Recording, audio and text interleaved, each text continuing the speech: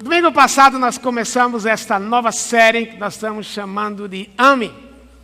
E a frase que completa é: tudo que eles precisam é amor. Vamos repetir? Tudo que eles precisam é amor. E domingo passado realmente nós assentamos o fato de que tudo começa com Deus, porque Deus foi o que nos amou primeiro. Deus amou o mundo de tal maneira que deu seu Filho único para que todo aquele que nele crê não pereça, mas tenha vida eterna. Uma vez, quando alguns homens dos fariseus perguntaram para Jesus qual o maior mandamento, ele disse: o mandamento é esse, que vocês amem a Deus acima de todas as coisas, que vocês amem a Deus de toda a alma, todo entendimento, toda a compreensão, e ao próximo como a si mesmo. Então, é a partir daí que surge a ideia de que, não é do John Lennon essa ideia, quando nós brincamos domingo, mas o conceito é que eu posso amar porque Deus me amou. E nessa série que nós vamos acentuar cada domingo é que, pelo fato de conhecermos Jesus como nosso Salvador, a nossa expectativa, embora é ser amado, todos nós queremos ser amados, como a própria frase diz, tudo que eles precisam é amor, então tudo que eu preciso é amor, mas nem sempre o mundo responde para mim e para você desta forma. Seja em casa, seja na empresa, seja nos amigos. Geralmente o outro vem com um tanque emocional vazio, quase vazio, e espera que você preencha. Na realidade, se eu for esperar que as pessoas me preencham, eu vou ter muitas decepções. Por isso, o conceito dessa série é ame, mas ame mesmo quando você não tem o que dar. Porque quando Deus lhe dá, se você experimenta o amor de Deus, você vai pensar não tanto em ser amado, mas vai amar. E muitas vezes, porque você ama também, você recebe de volta. Mas não podemos ser escravos da ideia de que eu preciso primeiro ser amado para amar, porque Deus é amor primeiro, Deus me amou primeiro, ao ponto de Jesus morrer por mim. Por isso, você e eu, por causa do Espírito que habita em nós, podemos amar mesmo quando nós não recebemos nada em troca. E hoje, sendo o Dia das Mães, então, o que é que as mães precisam? Amor. É isso que elas precisam, como nós precisamos. Eu estava lendo essa semana um artigo de um certo blog, que vários assuntos que ele escreve, mas o autor, ele se colocou no lugar da mãe dele. Ele ficou imaginando como é que a mãe via ela mesma, via a si mesma. E ele imaginou que a mãe muitas vezes podia pensar que ela era um relógio, porque do nada você, quando era pequeno, fazia isso: mãe, que horas são? Ou ele também imaginou que a mãe dele muitas vezes se sentia uma espécie de motorista delivery. Mãe, me pegue 5h30 na casa do Pedro, meu amigo. Ou então muitas vezes a mãe se sentia como o próprio Google. Em vez do garoto ir no Google, ele vai na mãe. Mãe, o que é que isso significa? Então, aí ele comenta que a mãe algumas vezes deve ter se sentido como a mãe invisível. Ela não é mãe, ela é Google, ela é relógio, ela é motorista.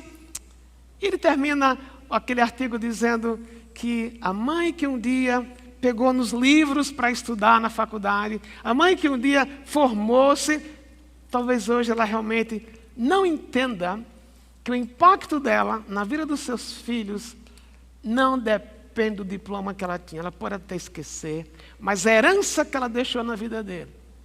Ela foi Google, no tempo que era questão não havia Google, ela foi relógio, ela foi motorista, mas acima de tudo ela deixa um legado de vida para ser imitado.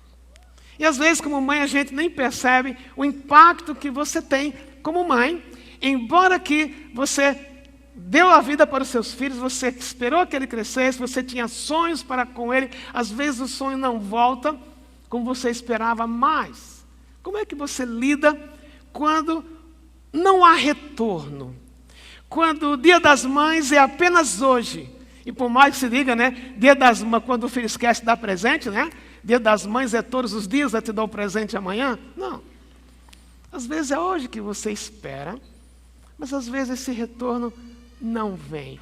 Como é que você pode lidar com isso? Eu creio que nem é só a mãe que sente isso, o pai também sente, todo mundo sente, porque todo mundo precisa de amor. Mas hoje de manhã, eu quero olhar para uma mãe que de uma forma muito especial, de uma forma muito singular, foi amada por Deus, a despeito das expectativas que ela teve como mãe, expectativas que talvez, no tempo que ela, pelo menos no tempo da narrativa dela aqui no texto de Gênesis 16, aparece e não veio talvez como ela queria. Estou falando de uma mulher chamada Agar.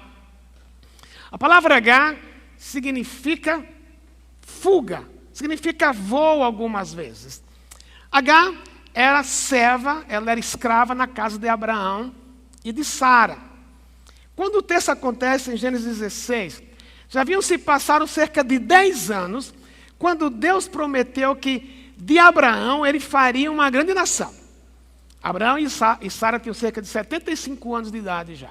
A primeira reação deles foi: mas como é isto? Eu já passei da idade, minha mulher já passou da idade, como é que o Senhor vai dar um filho para a gente? Mas o texto diz em Romanos que Abraão creu nisto. Ok, ele creu. Mas 10 anos se passaram, a gente não sabe se a fé dele estava desvanecendo, mas um dia Sara tem uma grande ideia. Não sei se grande. Naquela época, não ter filhos era um sinal que aquela mulher era amaldiçoada. Isso não somente no contexto mais tarde de Israel, mas nos países ao redor do qual Abraão estava vivendo, ao redor do Egito, ao redor onde ele está agora em Canaã. E havia um costume aprovado por lei, no Código de Assurbanipal está escrito que se uma mulher não pode dar à luz, ela podia entregar a escrava dela para o marido, e o marido ter relações com a escrava, e o filho que fosse gerado pertenceria realmente à patroa e não à escrava. Então, talvez influenciada pela cultura, Sara tem essa ideia e diz para Abraão: dorme, pode dormir com a minha escrava, que saiba ela vai dar luz a um filho. A precipitação aqui de Abraão, de Sara. Na verdade, os três personagens, Abraão, Sara e Agar, tem muita coisa errada, mas essa precipitação, que gerou alguns problemas mais tarde na história, faz com que Deus também observe a vida de Agar. Ela era escrava, ela não tinha nome. No texto, várias vezes, quando Abraão e Sara se referem a ela, se referem à escrava, se referem à egípcia. Era uma mulher sem identidade, naturalmente sem esperança. Ela foi uma mercadoria. Quando Abraão passou pelo Egito e mentiu para o faraó dizendo que Sara era irmã dele, e daí veio problemas para o reino, quando o faraó manda Abraão embora. Ele dá alguns presentes para Abraão, certamente ele deu Agar como parte dos presentes. Então ele era uma mercadoria, sem identidade, e vira de uma hora para outra uma barriga de aluguel. Ok, ela tem que obedecer à patroa. Eles passam a noite juntos. No versículo 5 de Gênesis 16 diz assim: quando Agar se viu grávida, começou a olhar com desprezo para a sua senhora. Então Sarai disse a Abraão: caia sobre você a afronta que tenho sofrendo. Coloquei minha serva em seus braços, e agora que ela sabe que engravidou, despreza-me. Que o Senhor seja o juiz entre mim e você. Respondeu Abraão a Sarai: sua serva está em suas mãos, faça com ela o que achar melhor. Então Sarai tanto maltratou Agar, que ela acabou fugindo. O anjo do Senhor encontrou Agar perto de uma fonte no deserto, no caminho de Sur. E perguntou-lhe: Agar, serva de Sarai, de onde você vem? Para onde vai? Respondeu ela: estou fugindo de Sarai, a minha senhora. Disse-lhe então o anjo do Senhor: volte a sua senhora e sujeite-se a ela. Disse mais o anjo: multiplicarei tanto os seus descendentes que ninguém os poderá contar. Disse-lhe ainda o anjo do Senhor: você está grávida e terá um filho, e lhe dará o nome de Ismael, porque o Senhor a ouviu em seu sofrimento. Ele será como um jumento selvagem, sua mão será contra todos, e a mão de todos contra ele, e ele viverá em hostilidade contra todos os seus irmãos. Qual é a cena?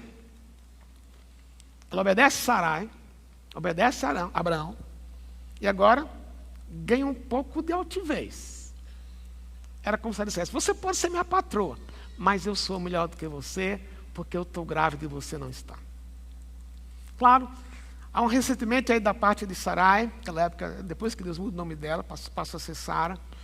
Mas a atenção foi tão grande que ela falou para Abraão: você é o culpado disso. É um pouco diferente lá de Gênesis 3, né, quando Adão disse que Eva é a culpada, aqui na história o culpado é Abraão. Então, Agar tem que fugir, ela vai para o deserto. É interessante que o deserto de Sur, onde está a história. A palavra Sur significa parede. Por que chama parede? Porque era um caminho de cerca de 150 quilômetros, onde eles estavam até a fronteira do Egito, um caminho chamado, que era o caminho dos camelos, porque se você não tivesse água suficiente, morreria no caminho depois de 4 ou 5 dias. É para lá que ela vai, ela perde um pouco a cabeça. Sem valor, desprezada, expulsa, quer voltar para a sua terra. Mas a gente tem dito que Deus é sempre o nosso modelo de amor. Eu falei há pouco que Abraão, Sara e Agar, eles são culpados desse problema. Embora que fosse culturalmente permitido a escrava ter relações com o patrão e ter um filho, daí o filho seria da patroa, mas não era isso que Deus queria. Abraão não esperou em Deus, cometeu um erro, mas Deus age com graça mesmo no meio do erro. Então o que ele faz? Por ele ser um modelo de amor, ele vê uma escrava desprezada, é Deus que tem iniciativa e vai atrás de Agar. Já sentiu alguma vez como se você tivesse sido abandonada? Ou que os seus sonhos, talvez na mente de Agar, eu moro numa casa de um casal que é muito rico. Tendo um filho aqui, o futuro do meu filho está garantido. É o sonho de todo pai e toda mãe garantir o futuro do filho. Mas de repente, o castelo cai. Ela está perdida no deserto, um caminho que pode levar à morte a ela e ao bebê. Mas Deus, que é o modelo de amor, Ele tem a iniciativa de ir a Agar. Não importa a situação que você esteja vivendo, o que você pode estar vivendo. Ou quando você, como diz o texto, nem tem força mais para falar. É sempre de Deus a iniciativa de ir ao seu encontro, porque Deus é o nosso modelo de amor. Agar não fazia parte do trato de Deus com Abraão e com Sarai. Ela não tinha, entre aspas, parte naquilo que Deus ia fazer. Mas por causa da graça dele, porque Deus é o que tem a iniciativa de mostrar amor, Deus vai ao encontro de Agar. Aí tem uma coisa muito interessante aqui. Em nenhuma história do Antigo Testamento, você vê uma mulher falando com Deus tão demoradamente como Agar falou com Deus. E como Deus falou com a mulher. Deus nunca foi preconceituoso, Deus nunca foi machista, maneira de falar. Mas essa história também é singular porque você vê o amor de Deus atrás de uma mulher sem esperança, destruído na sua esperança. É Deus que tem a iniciativa. Mas olha como ele fala com ela, ele diz: Agar, serva de Sarai. Ele podia ter dito apenas Agar. Mas parece que Deus, aparentemente, não é isso que Deus está fazendo. Ele aperta no pescoço de Agar. Você é escrava. Você é serva apenas. Naturalmente não foi isso que Deus queria dizer. Mas o que é que Deus está fazendo aqui? Porque Deus ama. Deus diz para Agar, volta para casa. Certamente Agar não tinha ideia de quem Deus era. Mas se ele era uma divindade, como eu tinha ouvido falar na casa de Abraão, com certeza, o normal seria talvez ela pensar, Deus vai dizer: Agar, vem aqui, querida. Vem aqui no meu colo. Eu sinto que você está sofrendo tanto, né? Sarai é uma péssima patroa. Eu entendo você. Mas não. Amor confronta. Porque Deus ama, Deus muitas vezes põe a gente no canto da parede, como se diz, você está errado. E ele manda Agar voltar para casa. Só que, ao mesmo tempo que Deus confronta Agar, Deus traz esperança, Ele traz uma profecia. Este é o conceito realmente de profecia, trazer esperança e conforto no meio da dor. Ela está quebrada aqui, mas Ele diz: Agar, multiplicarei tanto os seus descendentes que ninguém os poderá contar. Disse-lhe ainda o anjo do Senhor: você está grávida e terá um filho e dará o nome de Ismael, porque o Senhor ouviu em seu sofrimento. A segunda coisa que eu quero encorajar você, a mãe, pensar é que Deus ama você, ouvindo você. Deus dá um nome para o filho de Agar, Ismael, que significa Deus ouve.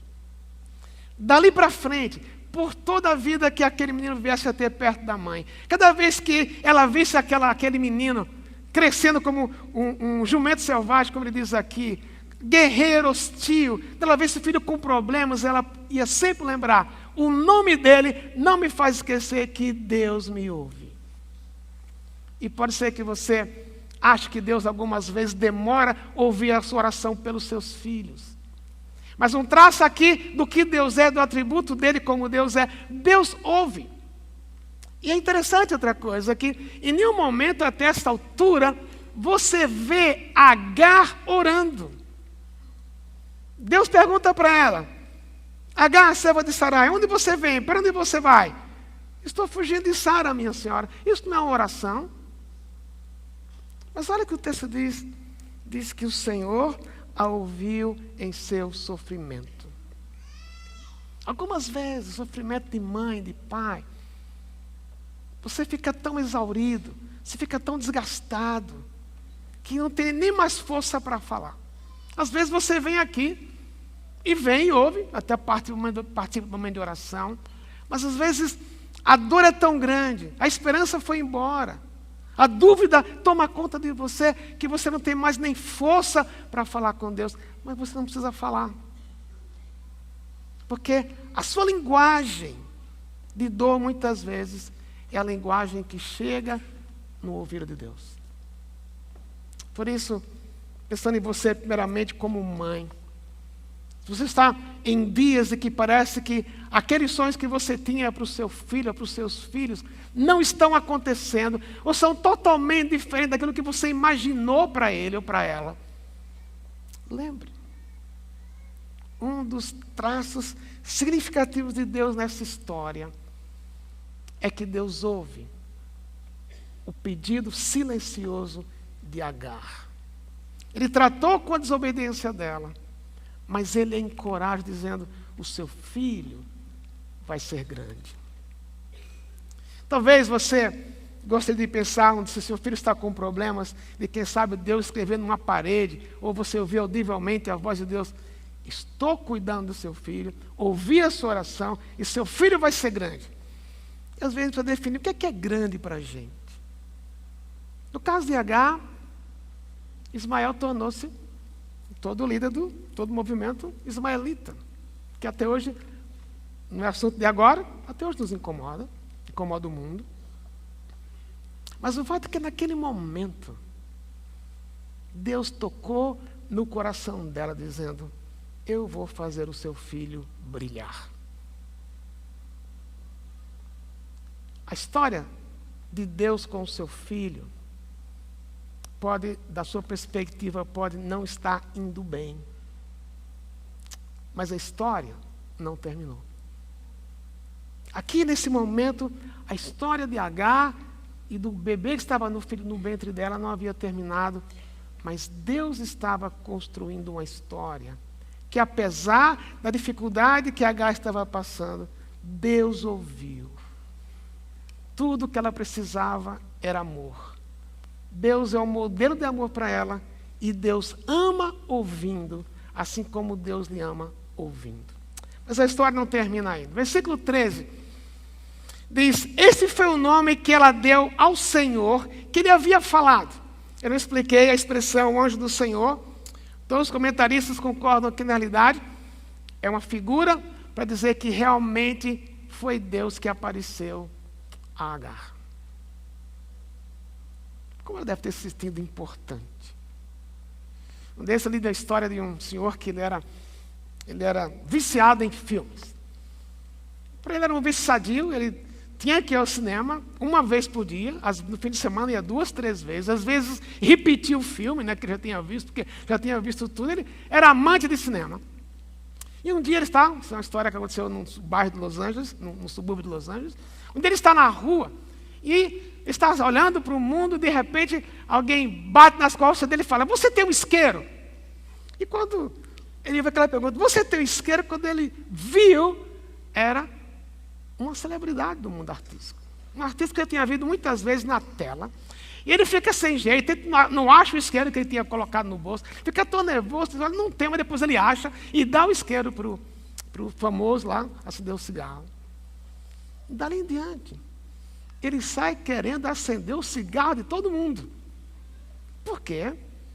Porque aquela celebridade o viu e falou com ele. Aqui, ela diz, o texto diz que Agar diz, esse foi o nome que ela deu ao Senhor que lhe havia falado. Tu és o Deus que me vê. Aquele artista não sabia o nome daquele homem que estava oferecendo o isqueiro. Nunca viu. O outro o tinha visto muitas vezes na tela. Mas nessa história, Deus conhecia Agar. Deus já havia ouvido a voz de Agar, mesmo no silêncio dela, no sofrimento, ou na miséria dela, que outra palavra que pode ser usada aqui para traduzir sofrimento. Mas agora, é o momento dela, é o momento de glória para ela. Quando ela diz, o Senhor me viu. O Senhor me vê. E o nome de Deus aqui é El Roi. El Roi significa o Deus que me vê. E Deus viu. E ela pergunta para ela mesma, será que eu teria visto aquele que me vê? Nessa altura parecia que para ela era uma coisa, será verdade que Deus age? Deus age, porque Deus vê a situação que você está. Se você está hoje celebrando o Dia das Mães, que alegria, celebre. É privilégio ter mãe, ser mãe. É privilégio ter filhos jóias, ter filhos normais. Eu estava ontem andando com o cachorro que meu filho tem. E uma pessoa me parou na rua e falou, puxa, eu conheço o seu cachorro, eu conheço o seu filho, ele é muito bonito. Eu falei, puxa, eu realmente é mãe. Daí, eu falei, você é mãe? Ela falou, sou. Aí ela, vou lhe mostrar. Por isso que ela abria a carteira e mostrar as fotos. Hoje ainda uso foto da Tec e do meu filho na carteira, né? Mas hoje é no iPhone que tem. Ela pegou um iPhone, mostrou umas 10 fotos do filho, não parava de mostrar. Eu falei, preciso ir embora, mas não falei isso. Mas ela estava tão emocionada, ela falou, é tão bom ser mãe. 27 anos, 2 crianças, de 3 a de 5 anos. Que bom é ser mãe. Mas às vezes, quando o tempo vai passando, a idade vai chegando dos filhos, no momento extremo, talvez alguns já disseram, silenciosamente, será que valeu a pena? Mas vou repetir a história de Agar e Ismael. Não havia terminado ainda. E nesse contexto, o que encoraja Agar é, Deus me vê. Não foi um artista que viu um mero espectador. Foi aquele que criou o universo. Foi aquele que criou todas as galáxias. Foi aquele que criou as estrelas. Foi aquele que tem o controle do mundo nas suas mãos. E no meio de todo o poder que ele tem, ele enxerga Agar e o sofrimento dela. A insegurança dela. O medo de voltar para casa. Como é que Sarai vai me receber de volta? Como vai ser o futuro do meu filho?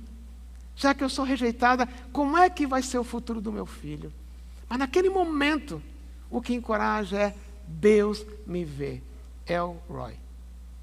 E minha querida, você que é mãe, você tem o mesmo Deus. Você tem o mesmo El Roi, que vê o seu estado, que vê o que você está passando, que você vê os seus sonhos. E Ele não é o que destrói sonhos, mas é aquele que lhe capacita para viver na dependência dEle. E muitas vezes, como pai eu sou, ou como mãe, às vezes a gente a nossa felicidade às vezes depende do que os filhos podem nos dar.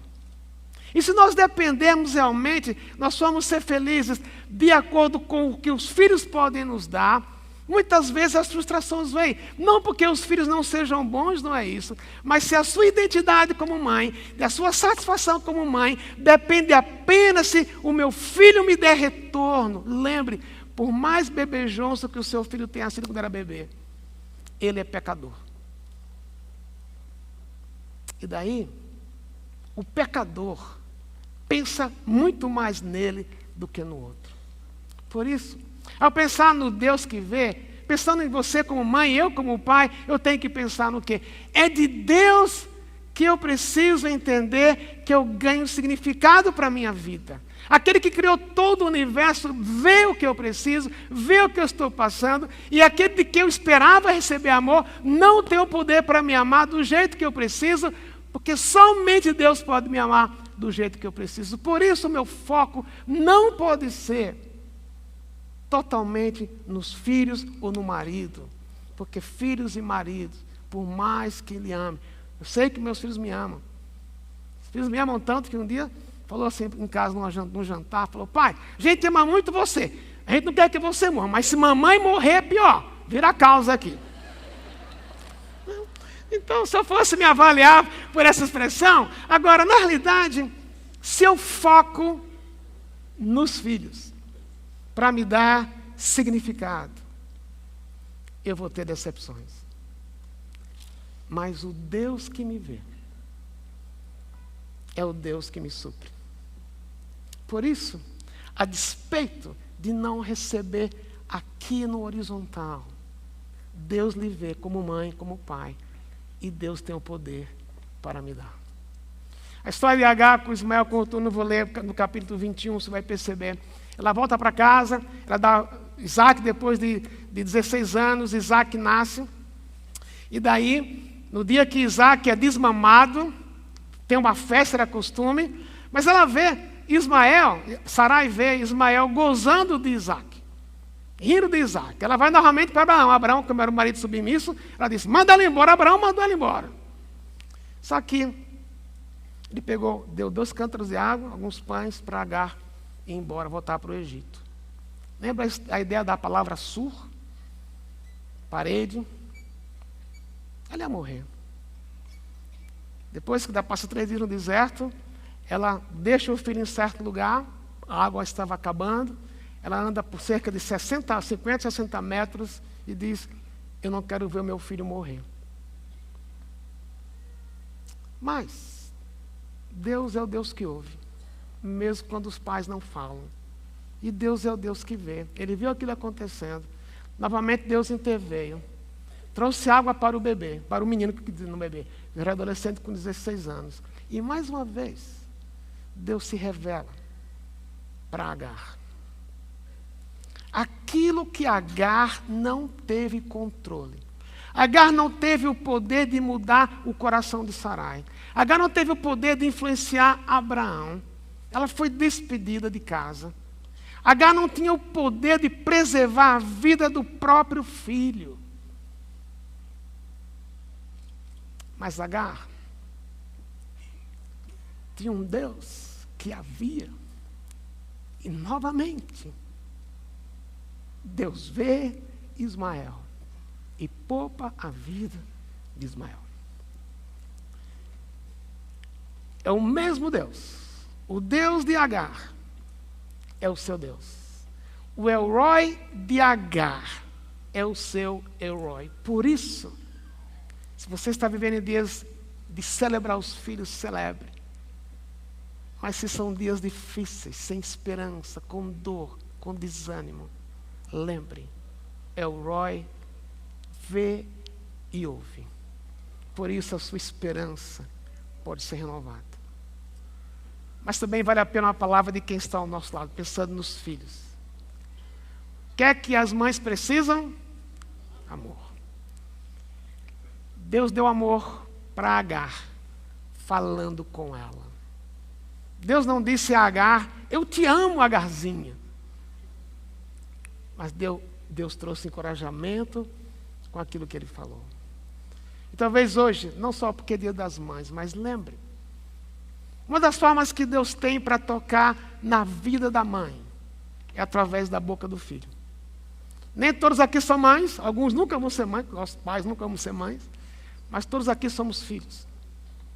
E nós podemos dizer: Deus, me ajude a falar para minha mãe palavras de afirmação, como o Senhor fez com Agar. Talvez você pode ter dado para sua mãe uma joia da H-Stern, uma joia da 25 de março, né? Comprando um tabuleiro lá. Tem valor. Mas muito mais quando você diz: mãe, obrigado pelo que você é para mim. Porque é com sua palavra que Deus também expressa amor para aqueles que Ele ama. Vamos orar. Queria dar um tempo para você agora, refletir, interagir com o que a gente ouviu. Primeiro pensando em você, mãe, seu dia. Suponho que algumas mães aqui estão com saudades, porque o filho partiu, que é anormal, em geral, é o filho ou a filha que enterra os pais, às vezes é ao contrário. Dor profunda, mas lembre, Deus entende de sofrimento, porque Ele viu o filho dele morrendo na cruz, mas o ressuscitou. Quero que você vá para casa com essa segurança de que El-Roi é o seu Deus também, mãe. É dele que você precisa ganhar a sua identidade. E por depender dele, continuar amando seu filho, mesmo quando é difícil. E também para a gente que é filho, que sabe, você pode dizer para Deus: Deus, levanta-me para expressar para minha mãe, num dia de festa como hoje, o teu amor. O teu amor que vem para ela através de mim também. Toma esse tempo para orar por sua mãe. E mãe, renovar sua confiança em Deus, como seu El-Roi, aquele que lhe vê.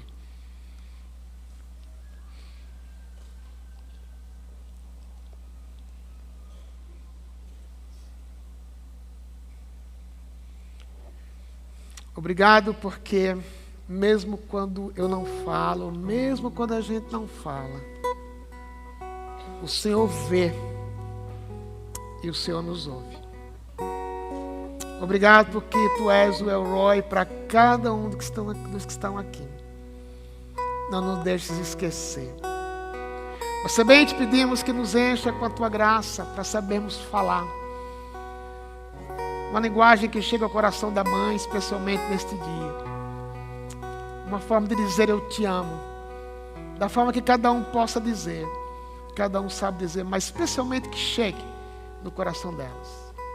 Obrigado, porque Tu és o nosso Deus, o Deus que ouve e o Deus que nos vê. Em nome de Jesus. Amém.